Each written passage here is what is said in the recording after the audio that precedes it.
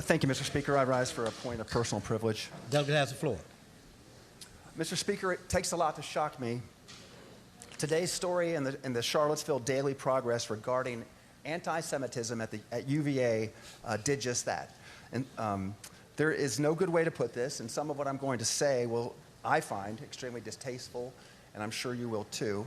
It appears that there is a real problem with anti-Semitism at the University of Virginia.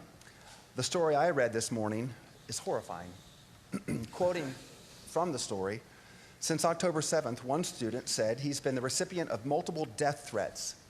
During an October 25th walkout led by the Students for Justice in Palestine, this student said he was shoved and then slapped in the face while counter-protesting. He's been told he, quote, sells the organs of Palestinians on the black market, unquote. He's been called a Nazi, Hitler, a genocide pursuer, and a filthy Jew. When students and their parents sought protection and support from the administration, they were hard-pressed to find any. Some eventually got a meeting with the president of the university. From one of the fathers, I didn't understand why the targets of acts of anti-Semitism had to be their own advocates. This type of situation doesn't exist anywhere else. If you were to make a complaint at a company, you would go to human resources. You wouldn't have to go to the CEO. And I want to make it clear just how bad this is. Another student, or possibly the same, I'm leaving the names out on purpose, said he stopped wearing his yarmulke, the traditional cloth cap worn by Jewish men, about a month ago. He started concealing his gold Star of David necklace under his shirt when he's in public. Several other Jewish students also said they had removed symbols of their faith from their person. Still quoting, I'm a religious Jew. I believe in God. Why am I supposed to hide? Are we living in the 1930s? Am I supposed to be in a Jewish ghetto on the outskirts, isolated from everyone else? Why are we moving backwards? While waiting in line at a party, two Jewish female students said they were called kikes.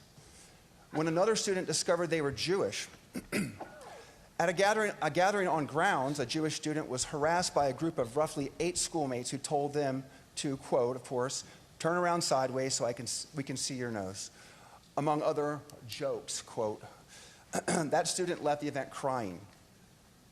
And to compound this problem, neither the administration nor the Board of Visitors seems to be willing to talk about it. When one member of the Board of Visitors tried to address the subject of anti-Semitism on campus at a meeting just last week, you can watch the video online, he was ruled out of order. He asked several times, politely, and told there would be a discussion in closed session. That's wrong, Mr. Speaker. All of us are called to stand up to anti-Jewish hate, and we're called to do it publicly. Mr. Speaker, I had a bill before this body that would have required all of our colleges and universities to certify that their diversity, equity, and inclusion programs did not contribute to anti-Semitism. Of course, it did not even get a hearing. Members of this body often repeat the phrase, never again, in reference to historical anti-Semitism and historical hatred against Jews. Never again will Jews be made victims, we say. Mr. Speaker, never again is now. I ask, well, what are we doing about this? Thank you, Mr. Speaker.